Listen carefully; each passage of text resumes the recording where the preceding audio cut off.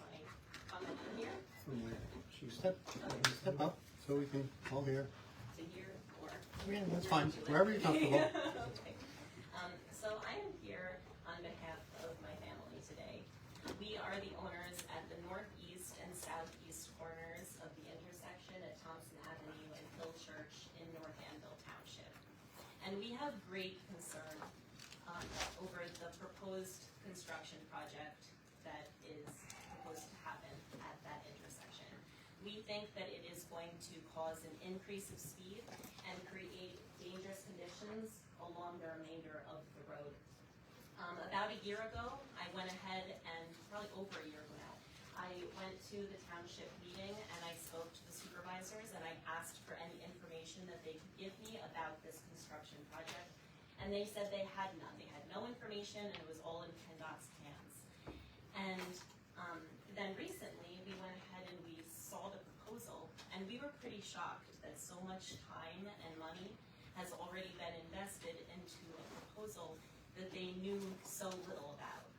And we've gone ahead, we've reached out to Penn DOT and we've had conversations with them, and through those conversations it's been pretty evident that they would have done what the township supervisors asked them to do. They would have gone ahead and tried a four-way stop. They would have tried red flashing lights. They would have tried rumble strips if they heard that that was what the community wanted. Wouldn't it make the most sense to go ahead and try something with the least economic and geographical impact first? And if that didn't work, then progress from there. The current proposal is going to potentially raise the road so high and change the grade so much that simply entering our field from the road is going to prove to be a great feat. And now it's being spoken and mentioned that they are thinking about shifting the current proposal southward to create less of an impact on the preserved farmland in the area. And if that shift happens, our land will take the brunt of the impact and it will be moved closer to our buildings. It'll be moved closer to our house, a residence that people live in, and it'll be moved to closer to our farm buildings that we use each day. And if you take a road that's already fast and move it closer, that's when it's going to be proposed to possibly have an increased speed and you're going to move it closer to our buildings, we are worried. We're really concerned that's going to have a great hazard toward our family. So we contacted Senator Gebhardt's office and we expressed our concerns and they heard them and they understood. And they were surprised actually because they had only recently heard of this proposal. They suggested that we went ahead and speak to our supervisors about it. So we went back to our supervisors and we told them how worried we are that this road with increased speed is going to be moved closer to our buildings, possibly. And they went ahead and told us that they were hoping that we hadn't heard about that. They were hoping that it was going to be kept quiet. Okay, and to me that is really blatant lack of transparency. And the project seems to, the project at this intersection, the whole process seems to have been highly erroneously conducted. The property owners hadn't been reached out to gain any insight or any input, and if they had been, it would have been known that one of the owners at the northwest corner is willing to sell. And if they are willing to sell, preserved farmland shouldn't be touched and our farmland should be very minimally impacted. And I understand that at this point a lot of money and time has already been invested in the current proposal. However, this is something that's going to impact our community and impact our family permanently. So to just push a plan through for the ease of it really shouldn't happen. And I understand that you don't have much control over this. But if you have any way to make our voices heard or help, we hope that you do so. Okay? And I really do appreciate the time that you've given me and you heard me. Thank you. Thank you. Miss, I'm sorry, can you repeat your name, please? Becky, agricultural lease. Okay, thank you. Sure. Okay. Thank you, Becky. And my name is Amy Stevenson. I'm here to speak on behalf of my family, and we own the other farm that is the residence is 3901 Hill Church Road, and it is the other farm that is beside Becky's farm that is being affected by the proposed plan by Penn DOT. So I just wrote a statement about farmland preservation that I wanted to read. So 20 years ago, we fought to have our farm preserved by the Farmland Preservation Board. Farmland preservation is intended to preserve the land and also to help fight progress and change. We are currently in a phase of progress and change in Lebanon County, with much of that being inevitable and necessary. However, we question if the proposed project to Hill Church Road is the best option, and if there may be a better plan that doesn't affect our land. We feel as though we preserved our land for this very moment right here. Penn DOT formed a plan that included our land, and after realizing it was preserved, they informed the public that if the land would be taken by eminent domain. Penn DOT and anyone who kind of allows this plan to pass through without any question or debate are devaluing our land preservation policies, and it is being implied that farmland preservation does not hold weight and importance. And we are here to say that we believe it does.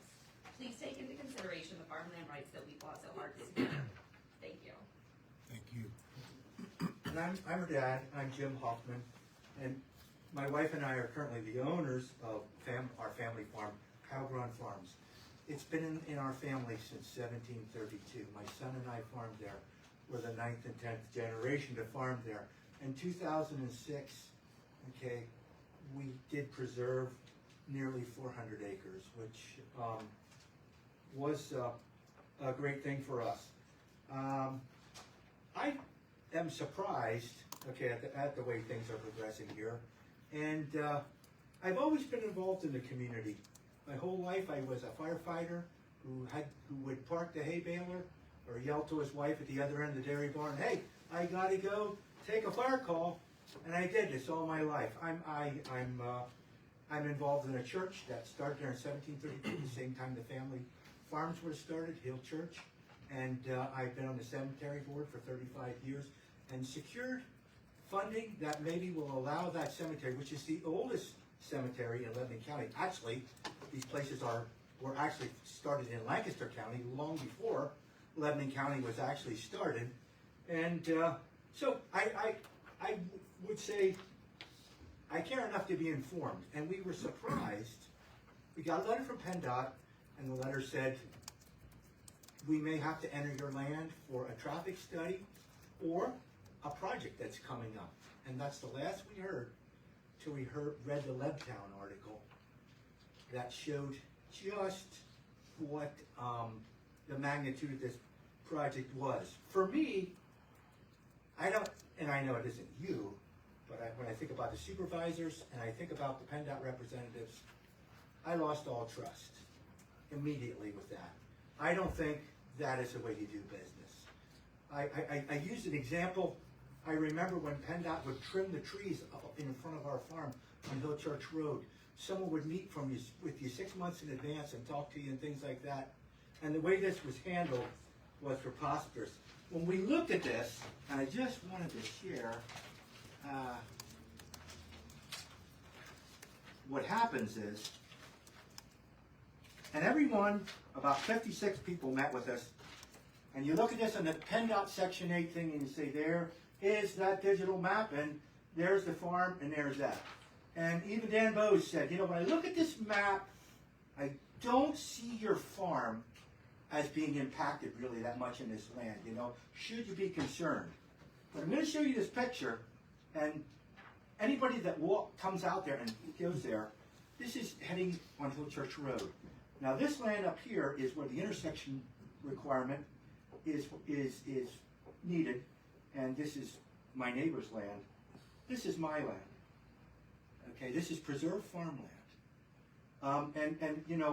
We're really concerned, and no one that looks at this just can envision how that land, how that preserved farmland is needed to make an intersection alignment up here. We ran into something else too. and I believe Becky, my neighbor, touched on it. What really makes this a ruination to our farm is they're going to raise the roadway from here to here 10.5 feet high. Okay, so obviously it isn't something like, well, you can get the baler out, and just drive beside the road. 10.5 feet. It's going to create a huge problem with water. The water runoff there, they said, Penn DOT tells us, would go through 2 pipes. Now, obviously, it is a lot of water. If we would put that through those 2 pipes, they say that could cause another 3 acres of land to be impacted because it's going to take stormwater management, swales, and things like that. And it would turn out to be a huge loss. A loss that we don't know. Penn DOT really hasn't been, when they met with us, they said, we're going to come in up there about that telephone pole, maybe right about that bluff, come around here, come in there. We expected more than that. And that is, the impact is huge for that farm there. And again, it is preserved farmland. And, our thought that we'd like to share with you, just to kind of bring you up to speed, is we sure are concerned about the intersection. We know it's a dangerous intersection, and we know something needs to be done. But so many people have realized this preserved farmland does not need to go in this project. The problem could be corrected a lot closer to the intersection. So, thank you for hearing us. And again, we're told by everybody, when Penn DOT's involved, you can't do anything. So everybody we told that said that so far. So, and I'm sure you're thinking the same thought.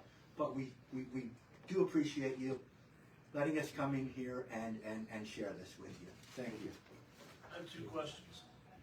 Where's this intersection at? Excuse me, if you have questions, maybe you could do that later at the meeting. All right. I thought you just split it Is now. there any additional public comment at this time? Ma'am? Yes, I'm Karen Wolf, and no, I'm not a farmer, but I value our farmers. What I've noticed in Lebanon County and surrounding counties is once farmland is gone, it never comes back. I've seen industrial land made into residential land. I've seen residential land made into commercial and industrial land. I have never seen agricultural land from industrial, commercial, or residential ever turned back into agricultural land. We need to preserve it. Not at all costs, but the cost is too high because we don't have enough farms left in Lebanon County. And personally, I don't know about the rest of you, but I like to eat. And I like to eat locally produced foods, because getting them from elsewhere is inefficient and very expensive, and it doesn't promote goodwill in the county. If you're buying your local products, everybody benefits. The farmers get their living, and I get to eat. So please consider this, because when any little bit of agricultural land is taken, for whatever reason, it's gone forever. It's like extinction that way. It doesn't come back. Thank you. Thank you. Sir? I have another question. And my second question.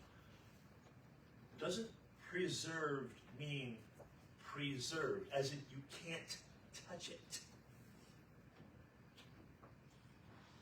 And you're sort of preaching to the choir here. Appreciate your concern, the concerns of these folks, but I don't think you're going to find that the county commissioners, long before I sat this chair, have been supportive of preserving farmland, have put resources together to do that, exactly that. So I'm not sure what more we can do. Like I said, this matter is sort of out of our hands at this point. This is more of a municipal, excuse me, And then township. speak with Penn DOT about it. Thank you. Is there? Well, I'd just like to say I do value farmland, and I do support your efforts. It surprises me, too, that you would not know more about the project, and it got this far. I'm disappointed that there isn't more transparency. That was out of our hands. I have empathy for you. And one of my other concerns is our farmland preservation list was almost to the end. Then we had a number of people sign back up. And now I'm afraid that might discourage other people from signing up if they see that this preserved farm is, impacted with the land. So that is scary, both what you're experiencing and how it may impact other farmers who were looking to preserve their land. So I would suggest that maybe we could provide a letter of support for them. And if they're take it to Harrisburg, to the Penn DOT, they can show that not just, I don't know that all these people could go up at the same time, but if they had a letter of support from us that the community supports farmland preservation, that might be something that would be helpful. So I would make a motion to do a letter of support. I'm not inclined to do that. This is a township issue that I wouldn't mind communicating with the township our concern, but I'm sorry. it's the township and it's Penn DOT. So if you would like to draft a letter of support and propose that in the future, maybe so we can know exactly what you're talking about. Yeah, Sure. maybe to the township would be the appropriate place to address such a letter. And I know that they would give it to the township as well, so I will draft a letter. Thank you. Okay. Is there any additional public comment at this time? Okay, and we'll move on to approving the minutes from the meeting of March 6th, 2025. So, Second. Motion is second. Any questions, comments regarding those minutes? All in favor, please say aye. aye. Opposed, same sign. Those minutes are approved. We'll also, at this time, entertain a motion to amend our agenda slightly for a request from our recorder of deeds. Also move. Second, Motion is second. Questions, comments? If not, all in favor, please say aye. aye. Any opposed? Okay, so we'll do that. Would you like to do that right now? Or wait till Sally's finished? Okay. Mrs. Newman, would you? Yes, morning. The floor is yours. We had receipts on the 18th and 19th of March of $1,081,023.09. Brings us to a total cash of $8,464,366.76. Our expenditures this week were $1,685,223.02. Our tax claim is $59,024.31. So that leaves us with $6,720,119.43. I'll move to approve as presented. Second, Motion is second. Any questions or comments? Hearing none, all in favor, please say aye. aye. Opposed, same sign. Thank you. Now, Mr. Lau, you want to introduce yourself on the record, and you may proceed. Okay. So I'm Blau, recorder of deeds. With Bonneteri's leadership, opening up the courthouse, requesting to open the courthouse for March 22nd.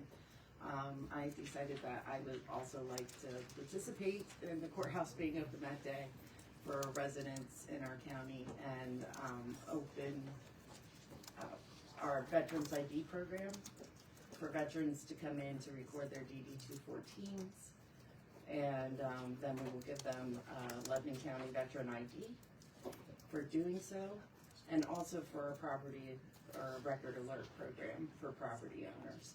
We have many property owners that come into the courthouse asking us to help because you need the UPI, your tax parcel number, to sign up for the program.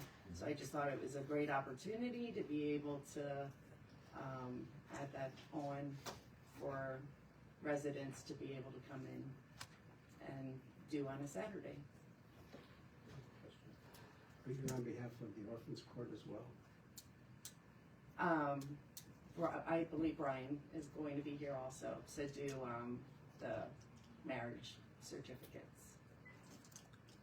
I'll make a motion to approve use of the courthouse for a Saturday. Sorry, in my case, I did not require my staff to be here. I asked for 1 or 2 volunteers to come in, and they will receive comp time to do that. Second. We have a motion and a second. Questions, comments?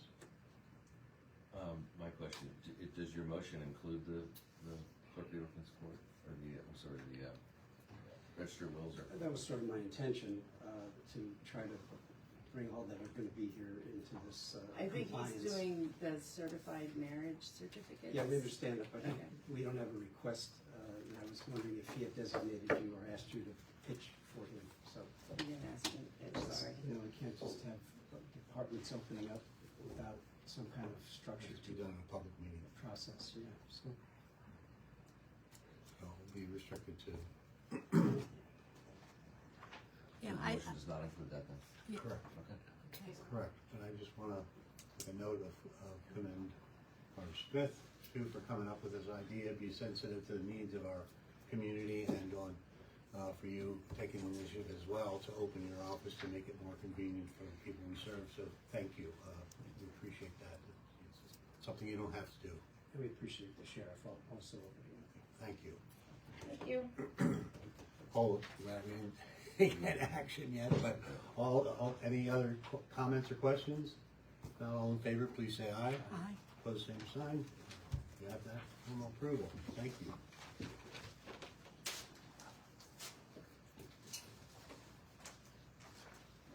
Joe, the floor is yours. Good morning, Director of Human Resources, Michelle Snavely. Personnel transactions, resignations and terminations.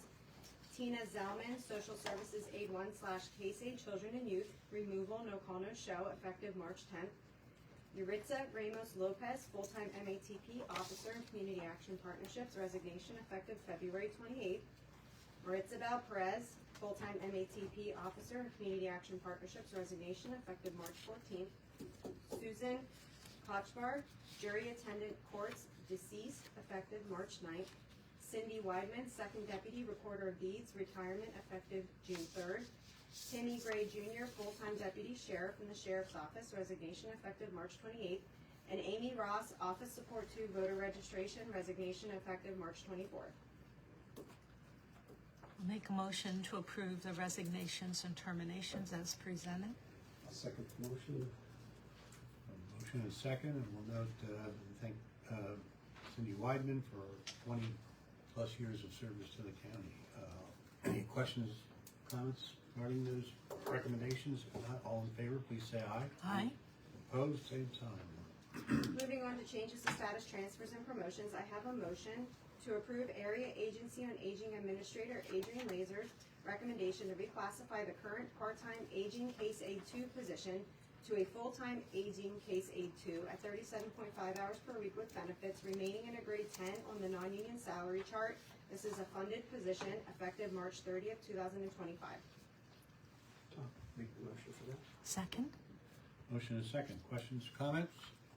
Not, all in favor, please say aye. Aye. Opposed, same sign.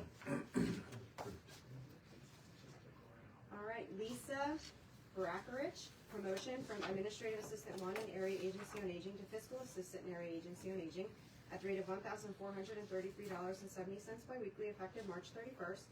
Gail Simpson, change of status from Office Support 1 at the jail to full-time correctional officer at the jail at the rate of $22.71 per hour effective March 31st.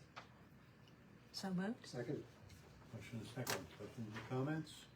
None, all in favor, please say aye. Aye. Opposed, same sign. On to other transactions. Children and Youth would like to hire the following 3 caseworker 1s, all at the rate of $1,597.60 biweekly, all effective March 24th. And that is Stephanie Ferreira, Janice Rodriguez, and Vincent D. Medici. Children and Youth would like to hire Amber Miller as a casework supervisor 1 at the rate of $2,270.46 biweekly, effective March 24th. The Lebanon County Correctional Facility would like to hire the following 9 full-time correctional officers, all at the rate of $22.71 per hour, all effective March 24th. And that is Christopher Miller, Christopher Warner, John Ritz, Kyle Kramer, Stuart Ammerman, Stephen Burns, Victor Martinez, Trishelle Irwin, and Lindsay Kuntz, who is a rehire. President Judge Tolwalk would like to hire Carmen Maldonado as DJ Office Support 1 at the rate of $1,001.98 biweekly effective March 24th, and that is for MDJ Figueroa's office. President Judge Tolwalk would like to hire Ryan Howard as a Juvenile Probation Officer 1 at the rate of $1,897.29 biweekly effective March 24th. So moved. I'll second the motion. Motion second. Questions or comments? All in favor, please say aye. Opposed, same sign. I just want to verify, so that's 9 new correctional officers? 10 with the change of status. Oh, okay. That's good news. Yeah. Moving on to salary board, motion to approve all the transactions previously read plus the following. Hasanit Cruz, add interpreter pay at the rate of $1,500 annually, prorated from the effective date, which that should be April 1st, 2025. Sorry for the date. I'll send the Second. Motion second. Questions or comments on the salary board? All in favor, say aye. Aye. Opposed, same sign. Thank you. Thank you. Anything else, Michelle? No. Thank you. Or John? Yes.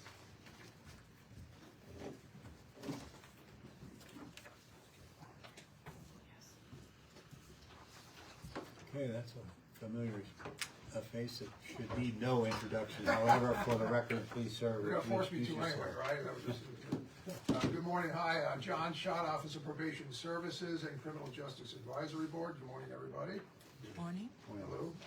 I'm here to ask your authorization to submit a modification to our current intermediate punishment grant for fiscal year 2024, 2025. Now, before I forget to do that, I do have a housekeeping item. Because this grant we're modifying was approved before the new signatory rules took effect, Commission on Crime and Delinquency has informed me that I need to follow the old signature rules, so therefore I came with signature pages. Hopefully this is the last time we have to see these, but I was told that we have to get those signed. We always have 2 copies, so I appreciate that. Just a small item, and I won't walk out here before I'm ready to give them, so I appreciate everything. Well, as I said, we're here to request a modification to the intermediate punishment grant. After reviewing our budget, we realized that we could reduce expenditures by $8,216. Now, the budget as approved is $207,990. But around this time, the Commission on Crime and Delinquency does ask counties to review their budgets and see whether they're going to need more money or less funds to complete their objectives between now and the end of the fiscal year at the end of June.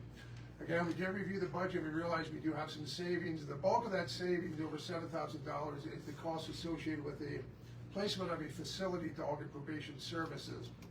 Under our best case scenario, we thought that might happen by this spring. But Susquehanna Service Dogs has a very extensive review and application process, understandably so. And we realize that process will not be completed between now and the end of the fiscal year, so those funds will not be expended. We do plan to continue with the application, hopefully have that facility dog in place sometime in the next fiscal year. We don't know, when for sure, but it's safe to say that will not recur, and so that is funds that we will be able to give to PCCD or not spend, and give them an opportunity to reallocate those funds to other counties that might be in the opposite situation. They may need more funds for certain projects that they're working on. The other savings, $1,100, really involves a reduction in the travel expenses. We did not expend the amount of money that we thought we would for last October's Treatment Court Professionals Conference. We have no other conferences or conventions really on the schedule, so that's $1,100 that we can also reduce to from the IP budget for this year. And I'm sure we'll get the funding announcement soon for next year's intermediate punishment budget. That has not been released yet by the commission, but I'm sure that's going to happen very shortly. And so probably be back maybe next month to ask your approval for the new fiscal year's budget. Details forthcoming. motion. I'll move to modify the 24-25 IP grant as presented. I'll second the motion. I do have a question. Motion second. Go ahead. Okay. I just wondered, the dog, have you met the dog? I have not. Oh, okay. I just wondered if it had a name, if it was a boy or a girl. Yeah, I don't know anywhere, to be honest, and I haven't been directly involved in that whole process, so I Okay. couldn't really even tell you, if that's the case. I don't think so, but I don't know that for sure. I really don't, Commissioner. I was just curious. Any additional questions or comments? Hearing none, all those in favor, please say aye. Aye. Any opposed? You have that approval. All right, thank you very much, Thank you, everyone. John. Appreciate Thank you. it.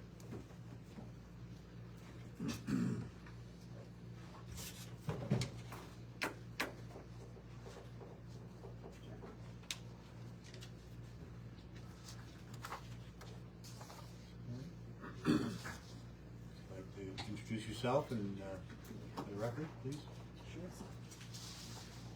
Good morning. My name is Jack DeChico. I am the founder and chief executive of Ventura Real Estate. You may recall I was here in September of 2022 when I proposed and was granted a LERTA for the conversion of a blighted and polluted industrial building into luxury apartments in the borough of Palmyra. I'm grateful to have the county support, so thank you. As provided for in section 7 of resolution 9-1-2022, I'm here seeking a 3-year extension of time to file an application for exemption to September 1st of 2028. Why am I seeking an extension? I thought it might be helpful to give you a summary of kind of what's transpired since we last met. So, elevated construction costs and interest rates since we last met have put most new construction projects on hold.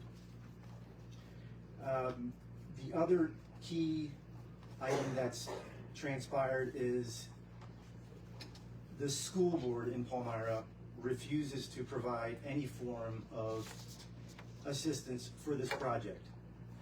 On numerous occasions, we tried engaging with the school board in the spirit of reaching a mutually beneficial agreement. Separately, on an unsolicited basis, a highly regarded and respected member of the community submitted a proposal to the school board that effectively eliminated the financial risk for the school board. The school board refused to put it on their agenda for consideration and a vote. So in summary, nothing has really changed with the school board since we last met. Two other things have not changed since we last met. First is our commitment to explore every option possible to bring our vision to reality. Second is the support of the borough as evidenced by the zoning hearing board's 2-year extension of our zoning approvals, the maximum period permitted. We continue to believe that this is a great project for the local community and the broader county, as does the borough of Palmyra. The unsung heroes and supporters of this project include Roger Powell, the borough manager, the mayor, Thomas Miller, borough council members including Anthony Catalani, and the members of the zoning hearing board including Chairman Ryan Kelly and Jessica Creeder and Scott Bidding. In the absence of the school support, we're exploring other ways to bring this project to fruition, including, among other things, exploring joint ventures and other forms of strategic partnerships with larger regional developers. We've recently had preliminary discussions with a number of prospects, and the county's LERTA, the extension itself, is top of mind in light of the current shelf life, if you will, of September 2025.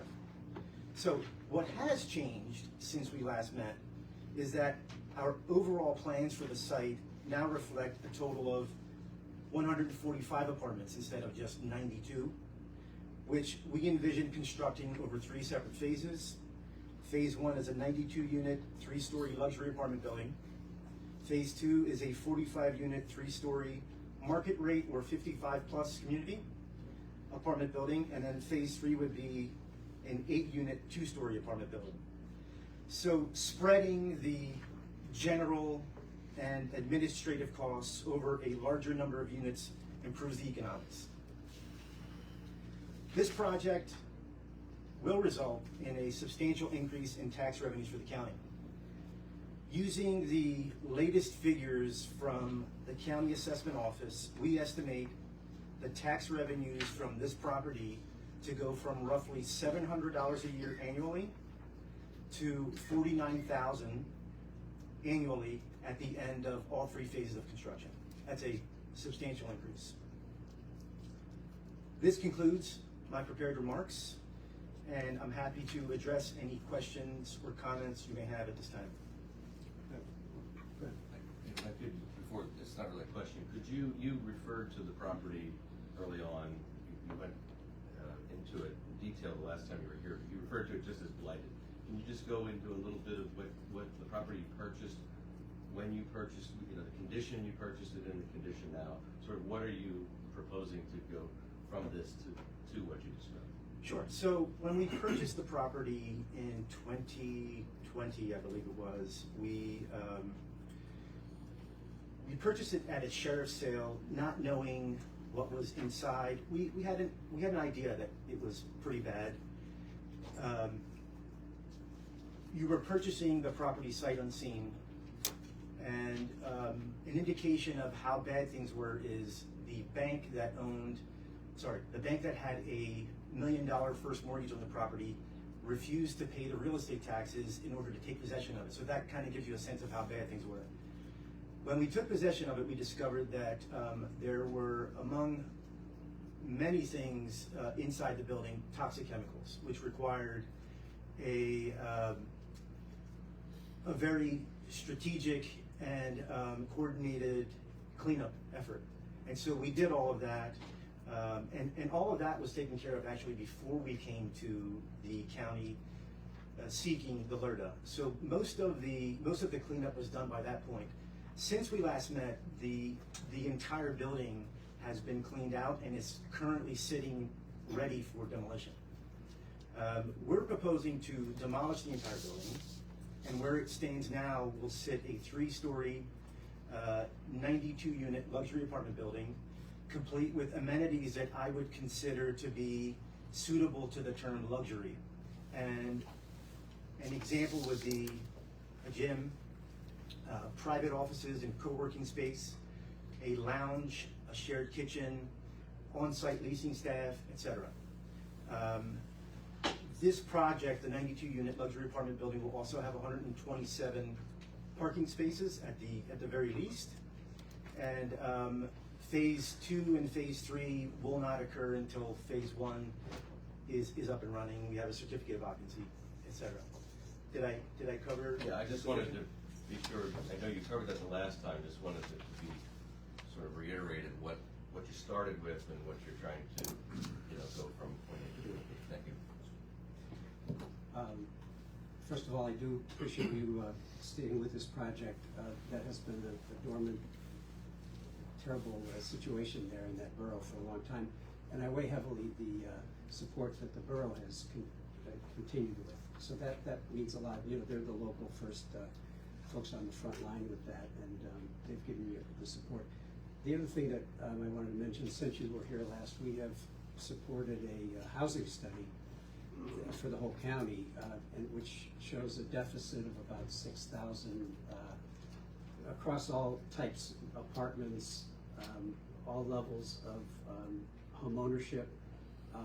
We have shortages in pretty much every aspect, and I know there are a lot of building, even luxury apartments going up on Evergreen right now. So I'm glad that you've expanded to include the middle range and so on, and the 55 over perhaps. I think that's all good to help address some of this shortage, so thank you. Thank you. I have a problem with your proposal. Number one, you expired your time. I do commend you for cleaning up the pollution, but that also makes it a very sellable property. In addition to that, parking is still an issue. You told us that you are now going to build 145 units, and you're going to provide 127 parking spaces. Most families have 2 cars. I don't see this as a viable project for community in Palmyra, and I think you're going to cause a lot of problems with that proposal, so I'm sorry. May I comment? Sure. Thank you for the opportunity to hear your concerns. First, I would say that if I recall correctly, the last time we met, you were concerned about the saleability of the property and the LRTA adding value. And I was hoping that by this time, with 30 months passing since we last met, that the saleability concern may have been alleviated to some extent, because it's fair to say that I've had multiple opportunities to walk away with a very nice sized check, and I haven't done so. So I was hoping that time would be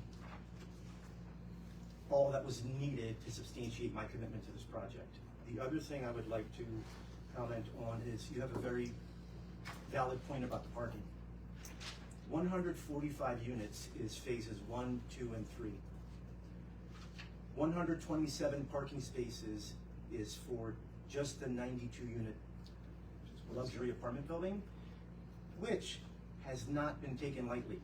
We've conducted, when I say we, experts that we contract that study parking and the adequacy of parking. We've ensured that the proposed parking will be more than suitable, because if it does not work, if the parking scenario does not work for the residents, guess who loses the most? The owners do, because you have unhappy tenants. So we believe we've addressed the parking situation as well, and it's been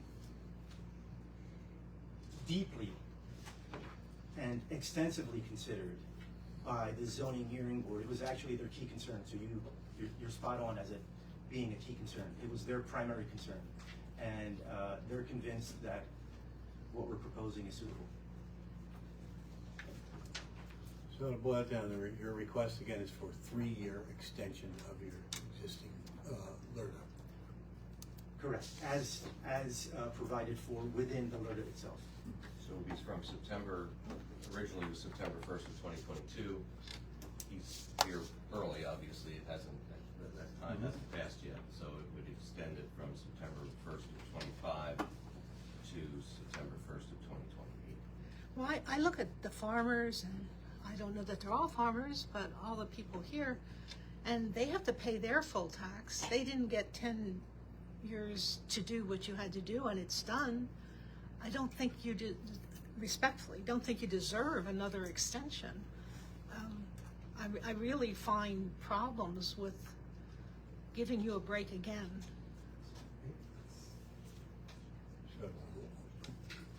Sir, just for my own edification, I think I was here 3 years ago, or whenever it was you were here pitching the first time.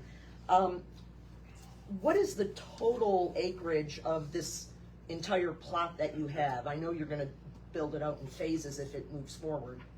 Don't quote me, I'm going from memory here, but I think it's roughly 3.5 acres, all projects. Okay, so so that's obviously enough land to put these 3 separate things on? Oh, yeah, the zoning hearing board is there for that purpose. They determine whether it's suitable. And I know you're not getting a lot of support from the Palmyra School Board, school district. Would this project move forward if you do get the LRTA extension from the county and the and Palmyra Borough, which I'm assuming is supportive of your efforts? Will you just forego trying to get the approval of the school board? We are exploring opportunities to do this despite the school support. So yes, we're looking for ways to do it without their support, because it's pretty obvious that it's not going to happen. Okay. All right. Thank you. Well, I would like to move, if there are no further questions, that we support this extension, and appreciate your staying with it and doing this for the borough. A motion to extend the timeline for this application to September 1 of 2028. For a second? Thank you. I'll second that motion. Do I have Any additional questions or comments this time? Hearing none, all in favor, please say aye. Aye. Aye. Opposed? Aye. Oh, you have that support for 3 more years, sir, and good luck, and I want to commend you again. The place is an eyesore. The former use of that building was a factory? So they made printing press equipment. That was the former use. Before that, I believe originally it was a shoe factory. It's an eyesore and environmental risk to the community. You've already demonstrated a commitment to cleaning up, so I commend you. Well, I thank you for your continued support. It means a lot.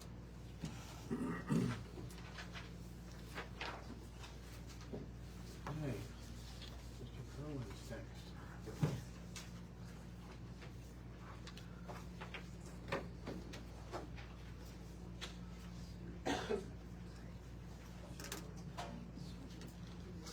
Morning, Pat.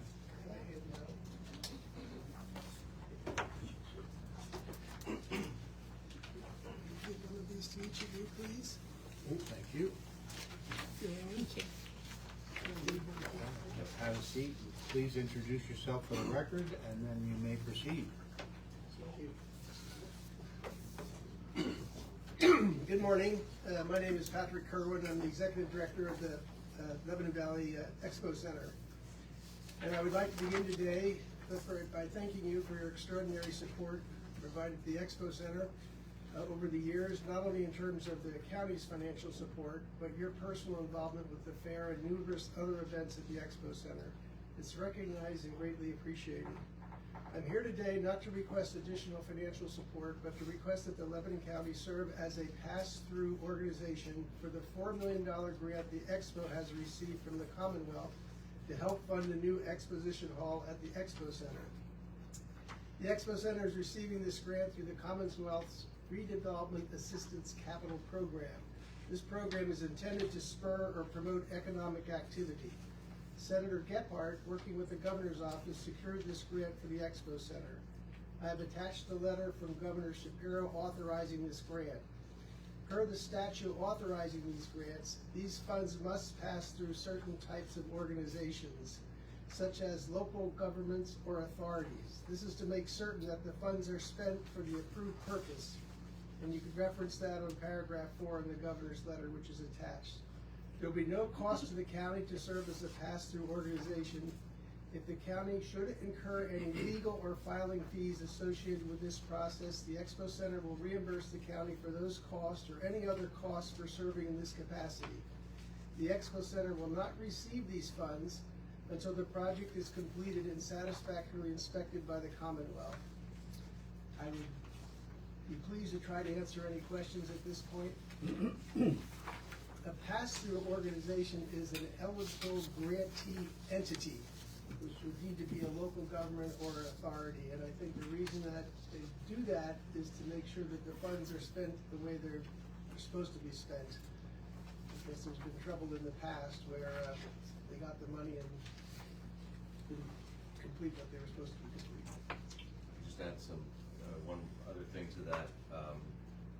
You will have the paperwork will be prepared. Yes. So you'll have your accounting firm, cross all the T's, et cetera. The county can then review that and submit it. So Yes. the preparation of those required forms and reports and so on, there's a lot to demonstrate prevailing wage and source of materials and all those sorts of things with projects. So that'll be prepared for the county to review and then submit. That's correct. What all are you going to do with is it $4 million? $4 million, that will go toward the new exposition hall that's being planned at the Expo Center. Where will that go? That's, at this point, if you're familiar with the North Hall, the large North Hall, then there's a parking lot, well, not a parking lot, but behind it, there's a parking area.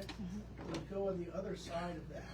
So that would become almost like a courtyard, that existing area where you can load and unload into either building from that area. Is it going to be like a pole barn, or is it going to be it would be blocks? very similar to North Hall. It would be a large exposition hall. The size is to be determined. They're working on it at the moment, depending on the funding.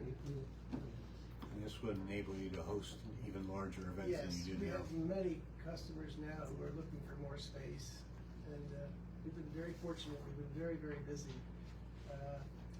Again, I thank you. This, in my opinion, is a wonderful asset for Lebanon County, this facility. Well, when you did the presentation earlier for the ARPA request, and we agreed to support that as well. So I'm very much in favor of being the conduit for this project. Thank you. I don't have a problem with the project. I just wanted to know what the money was going for, so thank you.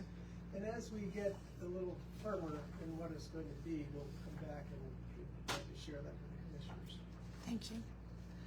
I'll make a motion to go ahead and approve the request from Mr. Kerwin.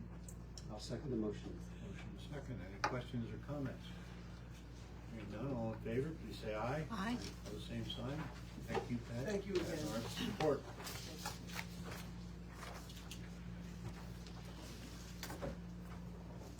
Okay, brings us to Mr. Pope, Red Cross.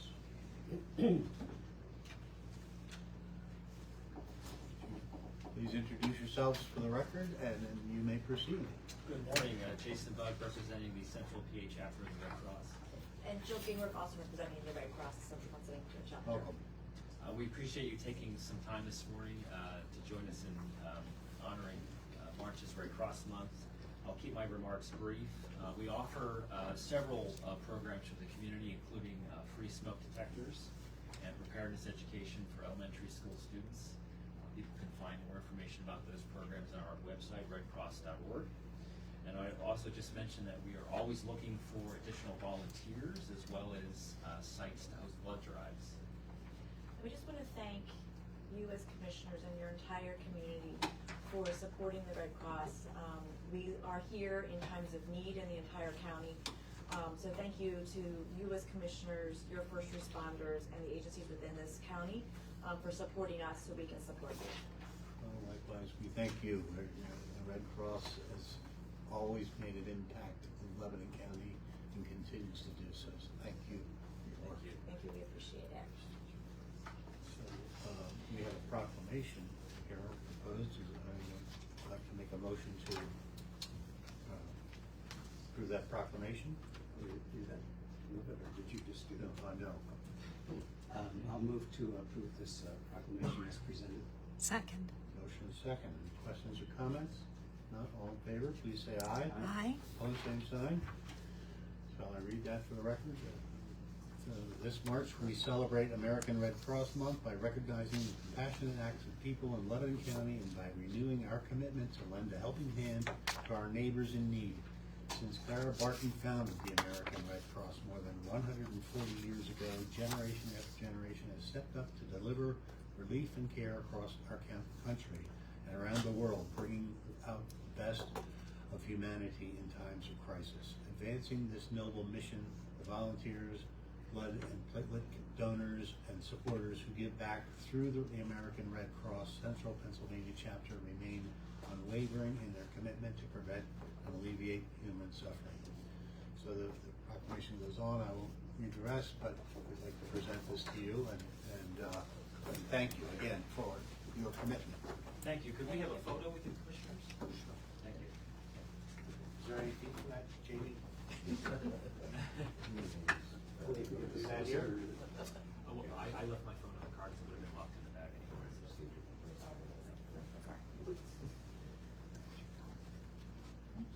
Thanks so much. Thank you.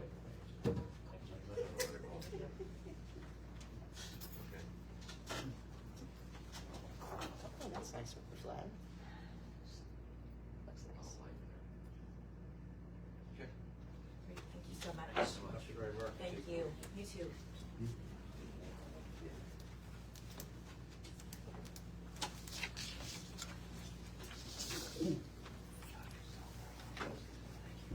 Okay, Amy, you're next. Proceed, introduce yourself for the record, and you may proceed. Good morning, good to see you again. I am Amy Bradford, Client Relationship Manager for Penn State Extension, serving 6 counties in this area, including Lebanon County.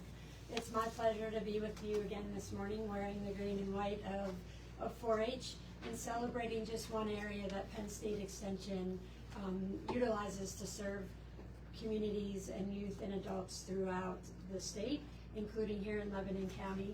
This is 4-H week, Pennsylvania 4-H week. It started Saturday and we'll go through started Sunday and we'll go to Saturday. And amongst that, we just wanted to make sure that we had the opportunity to sit in front of you and share with you from the words and from the members and leaders themselves what Extension does and what 4-H does here in the community. So thank you for your support.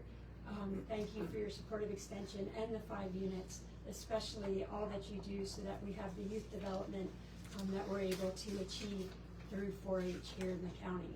So I'm going to turn it over. We have with us today Martha Gregory and Debbie Tice, 2 of the Extension educators and 4-H educators, and then they will introduce the members so that they can share with you their experience with 4-H. Thank you. I'm just going to speak from here. I'm Martha Gregory. I'm the 4-H educator here in the county, and we have a number of representatives from the organization, both youth representatives and adult volunteer leaders. They have patiently enjoyed the program this morning, listening to your meeting and having a civics lesson while they're participating. So I think I will turn it over to them to introduce themselves and share just briefly about their 4-H experience. So Stella? Hello, I'm Stella Kleinot. I'm a part of the 4-H Friends Club, and I have been for, I believe, almost 9 years now, where I've had so many opportunities to grow my own leadership skills, and I'm very interested in sewing and fashion, and I've also been able to grow those skills as well. There have been a lot of programs that I've been able to be a part of, such as annual regional and state fashion review, where I've been able to be judged on and model the clothing that I've made, and that's just been a really great opportunity for me. And then the past 2 years, I've also gone to this 4-H State Leadership Conference at the Penn State Hotel in State College, and it's just a weekend, and I was able to take, I believe, 6 workshops to expand my own leadership skills, and I think Grady did it too, right?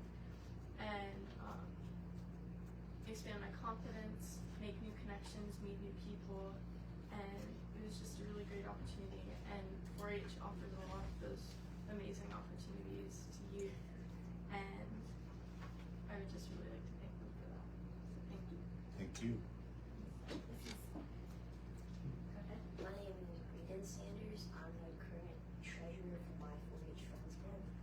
I participated in woodworking this year as a part of my club. I did the bicycling class. Being on the opposite team is a great experience for me teaching. Currently I'm planning the budget for my club right now. I'm learning about writing checks and balancing a checkbook, which are skills I'll use for the rest of my life. I went with Stella to the State Leadership Conference this year. I took a lot of classes, including learning about public speaking, which is something very important. So my name is Clayton Heisey, and I'm a part of the livestock club that 4-H has. I am the treasurer of I'm the treasurer of the whole livestock club. But more importantly, through showing livestock, it's really a thing to my family as we raise show goats on a personal operation. But my coach here, Dan Seaman, I'm involved in 4-H livestock judging, which allows me the opportunity to go into public speaking and advance my skills in public speaking and decision making as a judge of livestock, and it has presented me with numerous opportunities to travel across the country. This past year, we won our state contest up there in Penn State at State College in June, and then that presented us with the opportunity to go to Denver, Colorado to the National Western Stock Show so that we could compete in the livestock judging competition there, where we placed 7th overall team. My teammates are not with me here today, but that was certainly a great opportunity for us to network with others from across the country, especially other teams from other 4-H organizations from across the country, and I look forward to continuing this as I throughout the next coming years to hopefully advance further again in the state contest that comes up in this June, to possibly go to the national contest that is hosted in Louisville, Kentucky, in the North American International Livestock Expo. But it's certainly just been a great opportunity that 4-H has provided me with to develop in personal leadership skills, and being able to serve as treasurer in my livestock club has also been a great opportunity as well. So, thank you. Thank We couldn't program without adult volunteers, so we have 2 representatives today to speak on the part of adult volunteers. I think you know that. I'm Dan Seaman.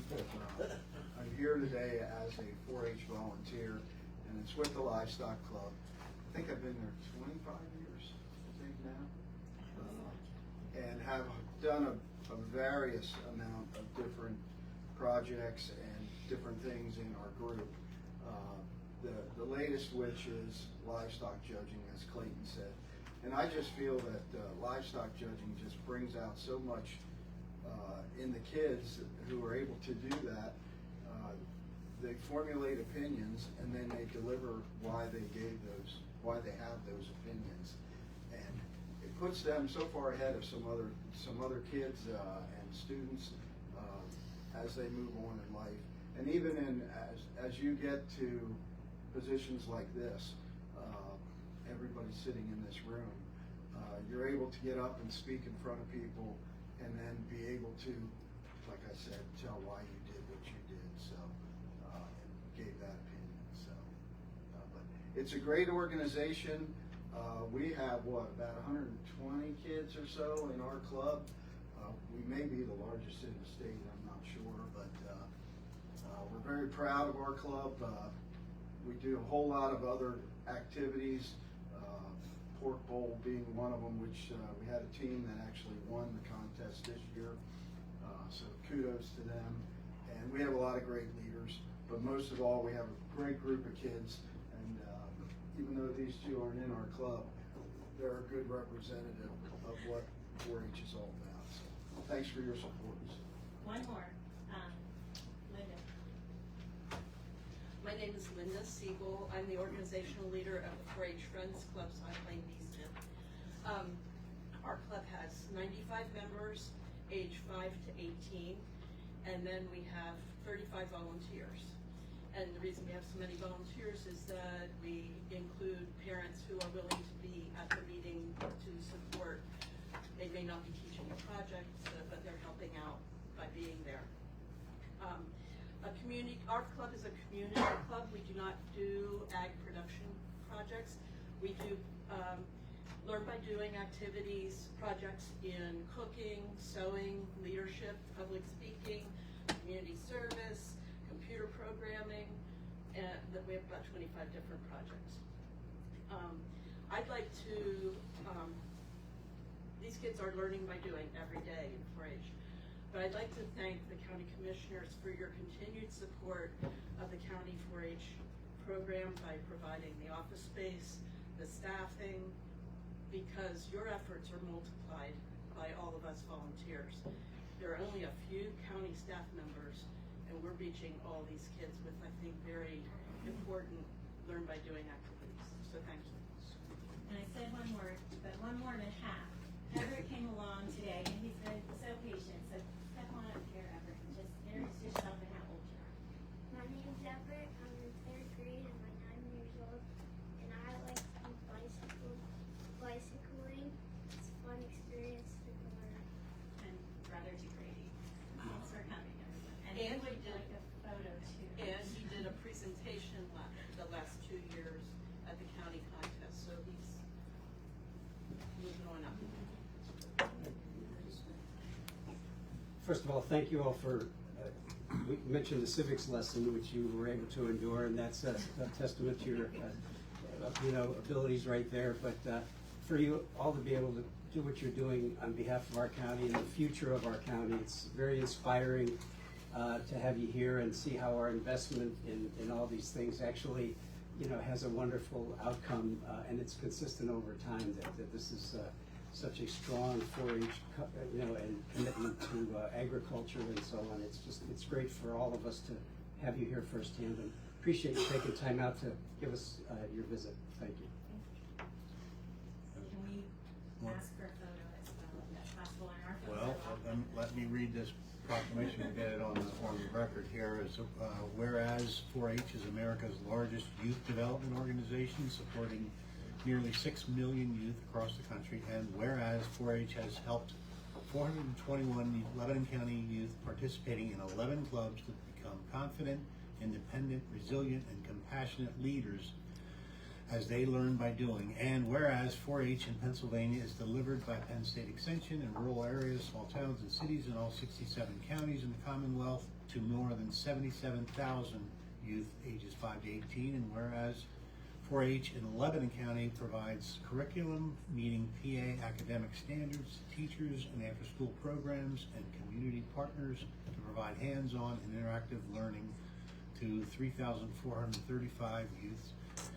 Whereas 4-H youth in Pennsylvania are served by a network of educators, staff members, and more than 6,000 adult volunteers who engage and mentor youth in learning activities and hands-on projects in topics such as animal science, civic engagement, STEM, and health and wellness. Whereas 92 volunteers in Lebanon County are part of 4-H's network, providing youth with opportunities for leadership development, career exploration, problem solving, friendships, community involvement, passion, and purpose. Whereas Pennsylvania 4-H showcases the incredible ways that 4-H inspires kids to achieve and highlights the remarkable 4-H youth in Lebanon County who work each day to make a positive impact on those around them.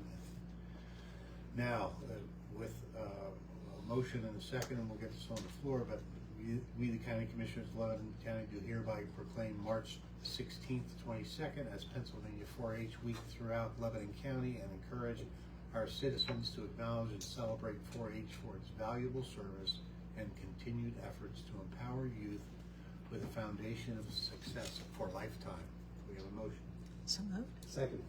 Motion and a second. I'll just say again, always enjoy being at 4-H events, especially to hear these young people, because it gives me hope in the future. So many negative things we hear about in our world today, but you're doing something very positive, so thank you. And those positive things are also in the form of projects that we get to see. And when they model the clothes and, carry in the chests and everything, it's just amazing to see how well prepared they are and sharing their project with everyone. Questions? Debbie's here as our program assistant as well. I think Amy did mention that as an instruction as well. And our other educator is attending a family funeral today. Motion and second. Do we have call for question? All in favor, please say aye. Aye. Any opposed? Ayes have it. Any other comments? No, I just would reiterate what everyone else said. We couldn't do it without all our volunteers. So we are very happy for the volunteers and the kids that come to our meetings. Very pleased to recognize your work.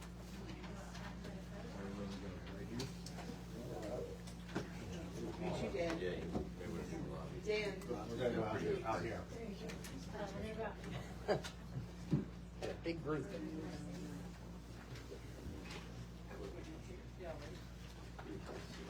I know. Bob picked it up. It's not that old.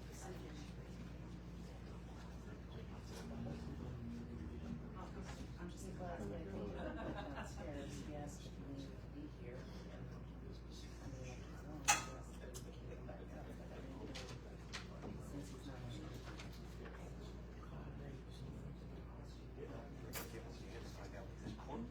I don't know.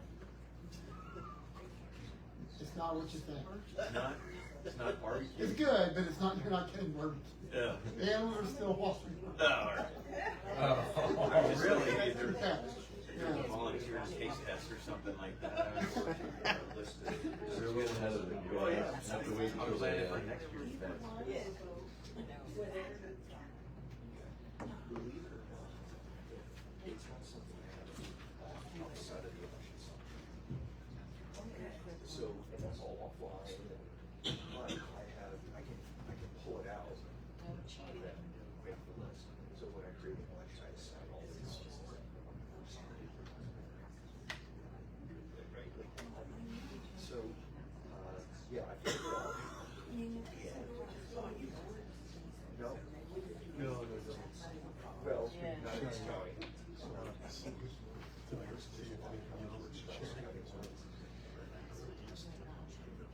that should be interesting, because the rest of the agenda looks pretty, it's nothing.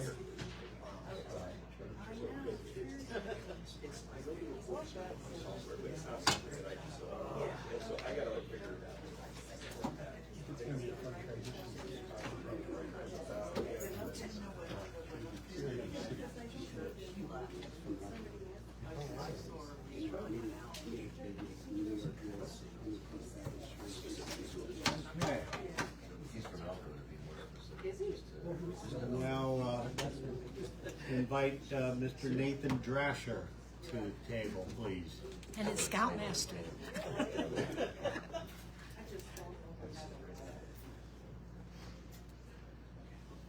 Nathan, would you like to introduce yourself? And you brought someone with you. He looks familiar to me, but Just slightly, I think. Hello, my name is Nathan Drasher. I'm an Eagle Scout in Troop 203. This is my dad. He doesn't look like you at all.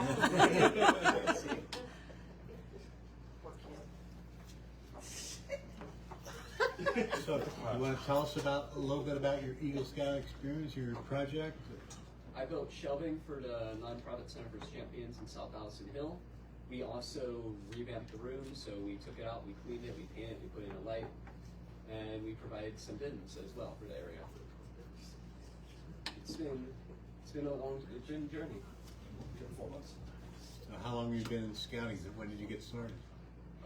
So I joined in my Cub Scouts as Weeblos 1, which is, I think, 5th grade. 4th grade? Sounds right. It's been a while, I forget. And from there on, I've just been kind of going up. There was a bit of a short period where I wasn't doing much around middle school, but once I hit high school, I really got back into it. And I think it's really been worth it. I think it's really worth it as well, too. So we have a proclamation here to recognize Nathan's achievements. Would someone like to make a motion to get that on the floor? Second.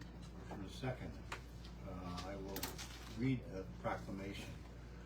Whereas Nathan Drasher, a scout in Troop 203 of the Boy Scouts of America, achieved the rank of Eagle Scout on January 21, 2025, and whereas Nathan has served as Assistant Senior Patrol Leader, Instructor, Leader in the Order of the Arrow Brotherhood, and having conquered the grueling 2-week high adventure program at Philmont Scout Reservation, and whereas for his Eagle Scout project, he and a group of volunteers gutted and completely rebuilt a support room for the Center for Champions Children's Charity. And now, therefore, we, the Commissioners of Lebanon County, take this opportunity to recognize Nathan for the steady, persistent progress to achieve the highest rank in Eagle Scout. Further, we extend our congratulations and best wishes to Nathan for his leadership and dedication. Any questions or comments regarding the motion? I just wondered your project. Can you tell me a little more about it? Or? All right, so we came in, we were connected through Center for Champions through my church, that with the guy who's in charge of Center for Champions goes there. We came in, we looked around, we located the storage area as an area that needs work. If given the choice, they would have had us renovate an entire block. The whole block needs work, and we had to narrow it down to. Yeah. So we came in, we were first work day, we removed the clutter from the storage area. We took out some big previous, I guess closet might be the right word, but and then we started cleaning up. We painted that day, and then the second work day, we came in again after the paint was dry. We tried to sort, as well as we also tried to sort some stuff on the first day, but the boys weren't really able to do that. So the second work day, we just came in and started setting up the shelving. We cut up wood. We threw in. We actually reused pallets, so the tops or tops of the shelving, and we did some of that. We also put in the wooded, so the frame. We framed the shelves, and They're strong enough to hold literally engine blocks. we got some very generous donations for brackets.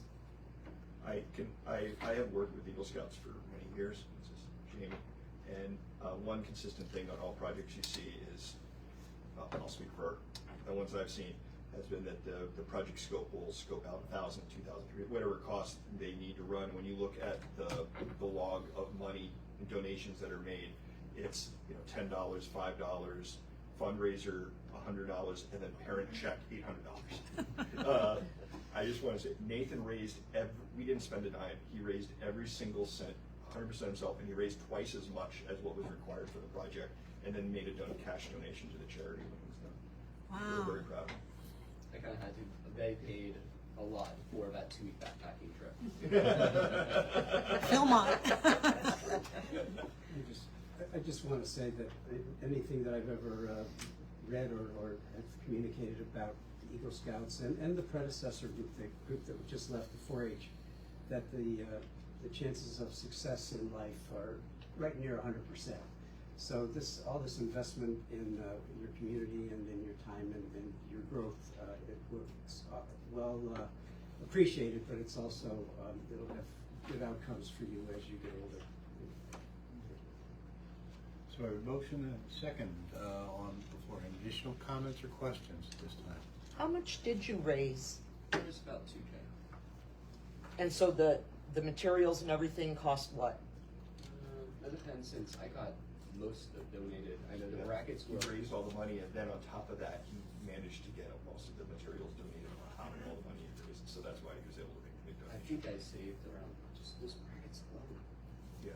So how much did you donate to the charity? I think we donated around. I think we made we spent about $1K. We raised an extra, so about actually $1,000. And Boy Scouts, typically are role models, certainly to the younger boys in the troops and just in the community. What would you tell boys about the Boy Scouts and about joining and dedicating the time to be a Boy Scout? I would say that no matter what, you should at least try out Scouts. I know you mentioned these organizations do so much for our community and your personal success. I'd say that any little boy who wants to do it should try it and then stick through it. And I also recommend that any parent who has their kids should keep them in it, because sometimes it can be a bit of a struggle. It's well worth it. Very much so. Additional questions or comments? So you've got about 25 badges there.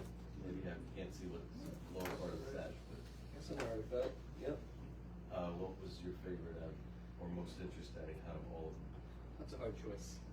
Each one has a story behind it, but I'd say probably backpacking, because of the 2 weeks in New Mexico. We went down. We keep mentioning Philmont a lot. That is probably the highest level of camp that a Scout can do. And I went down there with my crew, and I could talk about it for hours. Yeah. He trained for 9 months, walking around Palmyra with a full backpack full of weights, 50, 60 pounds plus, just walking around town. Doing stair runs at the high school or middle school. Very good. Okay, any other questions? If not, all in favor of the proclamation, please say aye. Aye. Any opposed? The ayes have it, and again, congratulations to you, Nathan. Present this.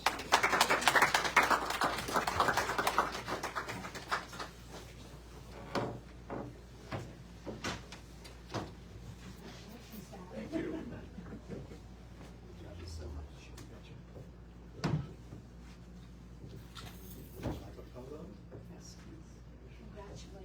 Good job. Ooh. How heavy were those weights? So I hear you going. Okay. Yeah. You go right here. Yeah, you're not as big as that other group was.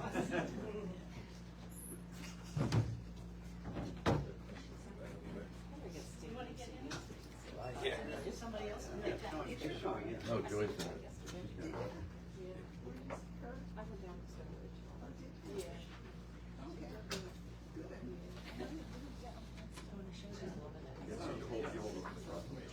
She's loving it. Well, I was out for dinner last night. Okay. So it started at 5:45. So I'm like, hey, do you want to be done by? Okay. Thank you. Thank you so much. She's enjoying it. Yeah. My husband sleeps a lot. I'm watching TV a lot. I have to get out much. Yeah, that was all the background. Years ago. May have changed.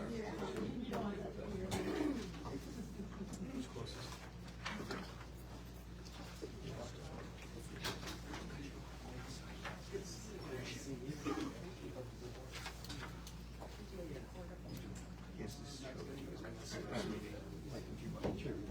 Oh, we're not signed up. Sean, they're denying this picture.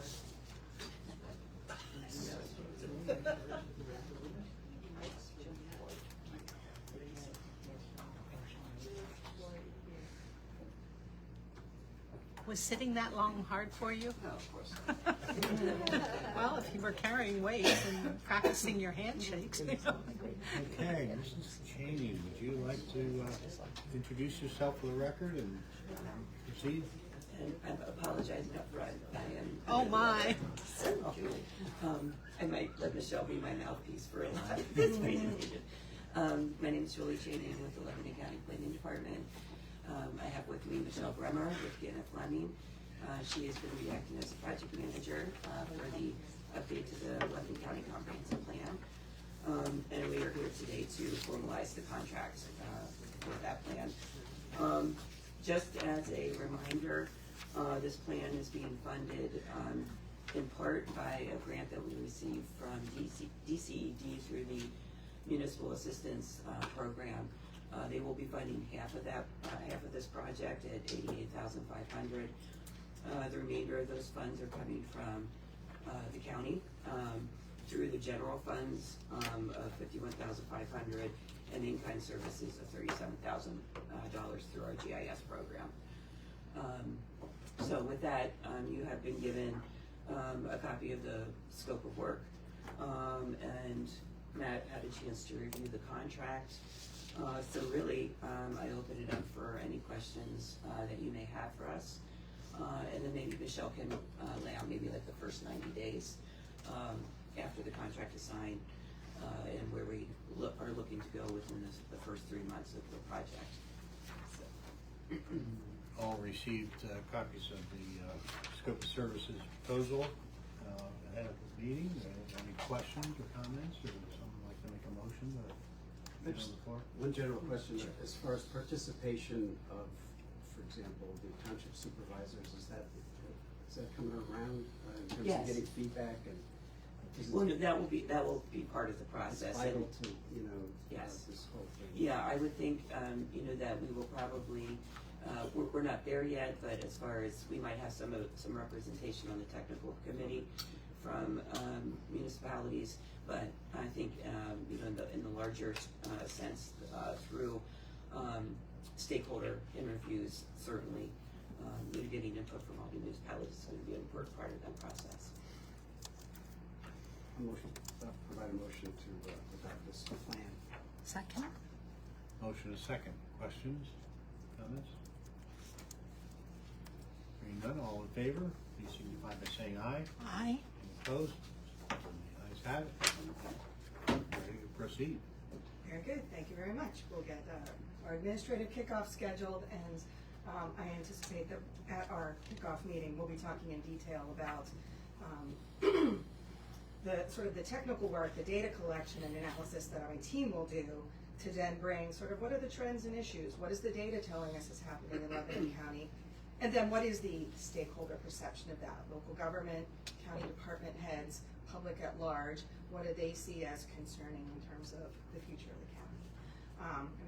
I was thinking about what is the county role in county planning, like why do they care, like the local government has control over sort of the land use and some of that development stuff, but ultimately all of that generates the demand for the kinds of services that the county is responsible for providing. So having that outlook on how much more and where and what's the composition going to look like, that's really why the county has a stake in sort of looking at not just any single municipality, but looking at all of that and trying to carry a conversation about where is our larger county community headed in the future. Yeah, So we look just forward as to the that.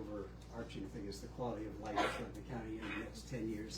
So yes, we do have a, you know, a vested interest in participating and guiding the process. Yeah, Michelle was involved in the last time we did it. Yes. And still a Lebanon County resident? Still? So she's also in the county. Danville Township? As We have a vested interest. Yes, indeed. Any other questions or comments? Okay. I'll keep you abreast. Thank you. Well, thank you very much. Yep. We didn't have to vote on anything for them.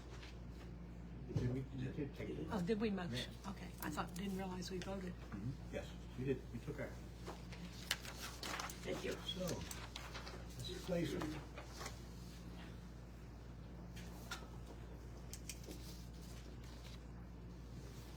Good morning. Please introduce yourself for the record and you may proceed. I'm Adrian Lacer, the Administrator at the Office of Aging. Today I am presenting a request to install 4-door access additions to our agency for security. This will end up including 4-door card proximity readers with 1 visual intercom set for the existing internal doors to the agency.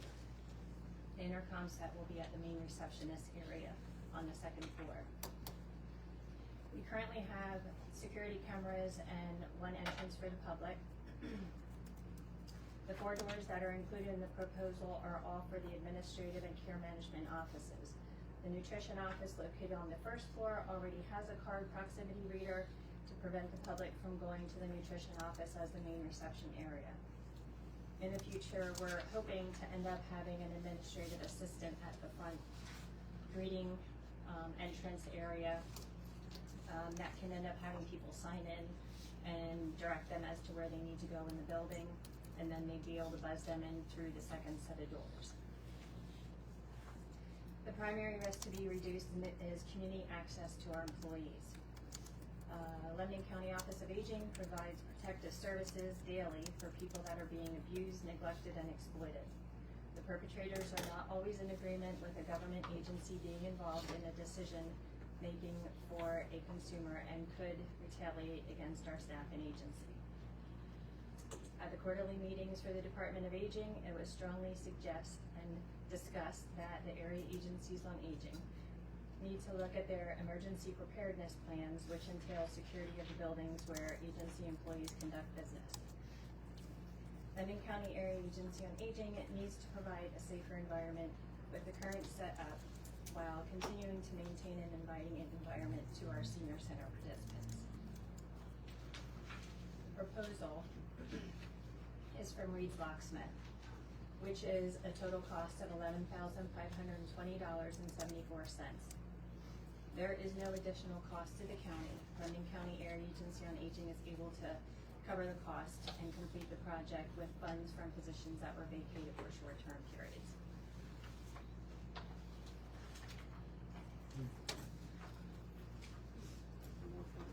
Okay, I'll entertain a motion to do that expenditure. I'll make a motion to approve, but would you repeat the number, 11,500? 520. 520. Yes. 2074, okay. Thought I had one number wrong. So just, second it, but I'd also like to add, it's a long time coming, that any enhancement with the safety and security of the employees, I think is great. And what's your time frame? Do you have one for the next step of having the administrative person to, sort of like we have at the MHIDEI building? Right now, we're reclassifying a position for the 1 position that we would end up using down at the front door. So from there, though, that front door needs to be reconfigured. We need some type of area with a desk and a glass and a partition, and I'd say hopefully within the next year, because it all depends on that project being completed. And then from there, I feel like we'd be fully set with the employees needed in our office. Appreciate your focus on that. Thank you. Additional questions or comments? All in favor, please say aye. Aye. Opposed? Same sign. You have our permission and support. Thank you. Thank you. Anything else? Nope. Okay, Mr. Waldman. 5 items here for you. The first 2 being additional proclamations. The first one is for Pennsylvania 811 Safe Digging Month, recognizing April 2025 as Pennsylvania 811 Safe Digging Month, encouraging for contractors and property owners to call before they dig. That is what Pennsylvania 811 is intended for, to prevent damage or interruption to utilities. I'll move to adopt this proclamation. Second? Second, questions or comments? None, all in favor, please say aye. Aye. Aye. Pose same sign.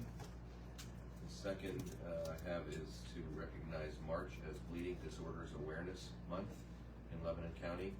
The designation formalizes and expands the federal designation that was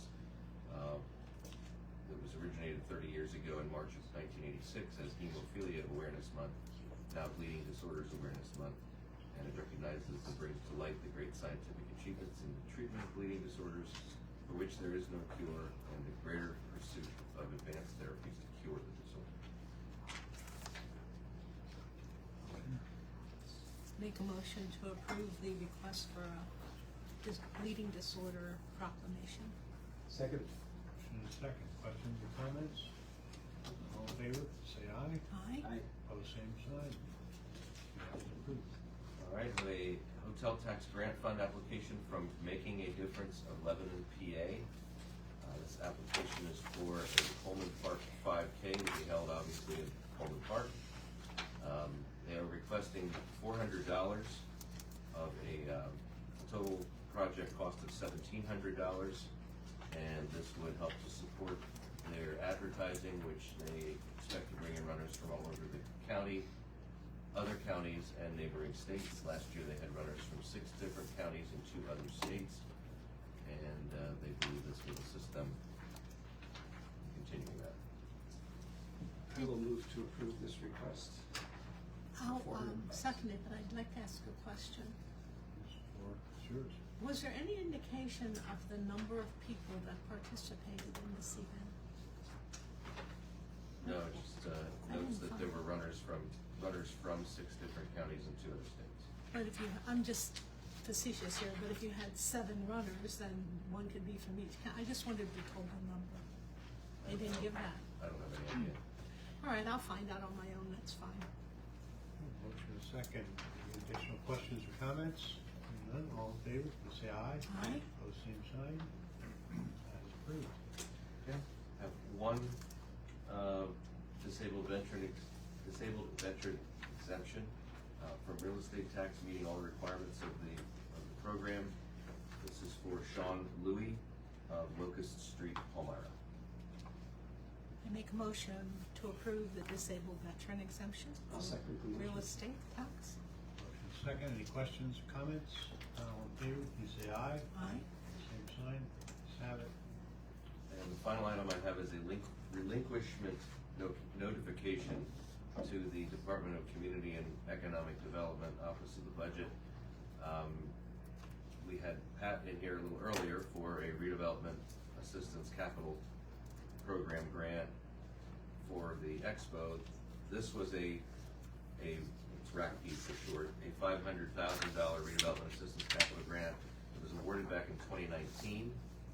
It was intended for a medical office project, I believe at the corner of Cornwall and Rockerty Roads. Granted to Wellspan.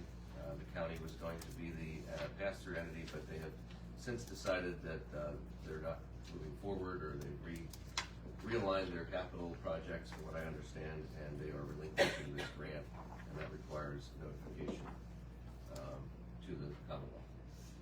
May I ask, that to me was that little barn out there that Brown Farm. has Yeah. the animals and stuff Yes. for Christmas, and are they going to sell it, or are they going to use it for something else? I really No can't immediate speak to it. plans that I'm aware of. I really don't know. Okay. Mr. Riley of Wellspan might be able to answer the questions, listen to the questions about Riley. Move to approve. Second. Motion and second, questions or comments?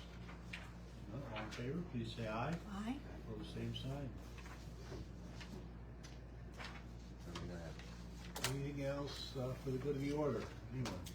If not, we'll entertain a motion to adjourn. So We stand adjourned. Thank you all very much.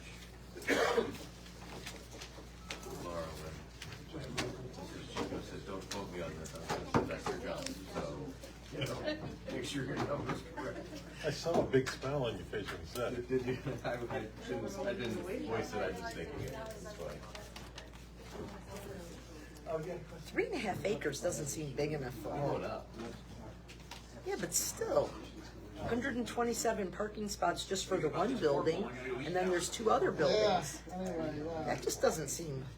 It doesn't add up to me, I'm sorry. He might have a layout. It is coming, it's supposed to be so You should good, have and brought already that. doing doing all the places, even I want to. But I'm already. What's the school board's beef, I wonder? Well, the number of kids coming into the school, then they're gonna have to build, it's like a chain reaction, is my guess. I know the one section of 45, he said 55 plus, but I don't know that that's the case for the rest of it. No, it's probably not. But still, luxury apartments, I don't know that there's gonna be that many kids in luxury apartments. They're awfully close to Hershey.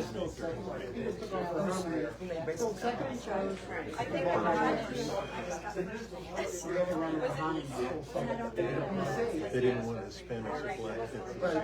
Oh, nice. It does make people get sick. That he was gonna, like, he wanted to do that.